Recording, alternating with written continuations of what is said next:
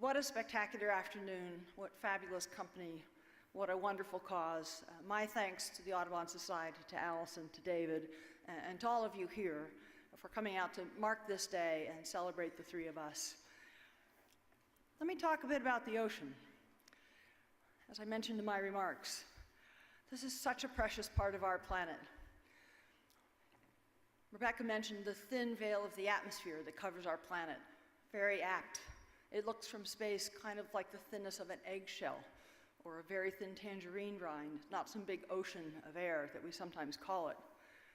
But the ocean is really what draws almost everybody's attention, and certainly drew mine as I flew over our planet.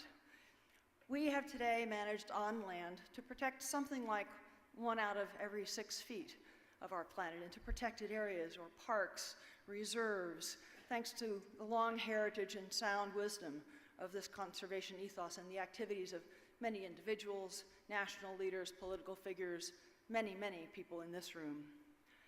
But on this very rapidly changing planet of ours, the same safeguards are not extended to that most critical of our lifeline, the ocean.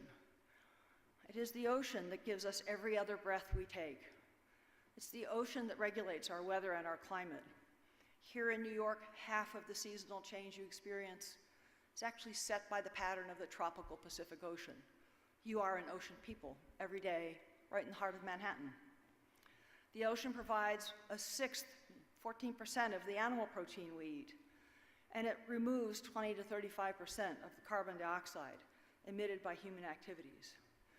All of us who ever orbited the Earth, all 500 or 600 of us, we all come home saying, you know, they misnamed the planet. It should have been called Aqua. Most of what you see is water, and water is what makes and drives this planet. And yet, despite all of that, despite that critical dependency, the ocean protection today reaches less than 1 out of every 30 feet of our ocean, just a couple percent.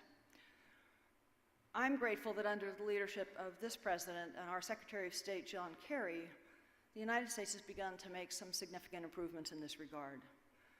Under our administration, the United States has doubled the size of our domestic marine protected areas. We've created the largest marine protected area in the world, and we've been taking the case and making the case for protecting our oceans and conserving marine resources internationally, not just through ministers of environment, but thanks to Secretary Kerry's efforts up the chain through ministers of foreign affairs, ministers of the economy, and heads of state. I started my career on the hard rock side of earth sciences and moved into the wet realm of oceanography, but still on the physical sciences side of things.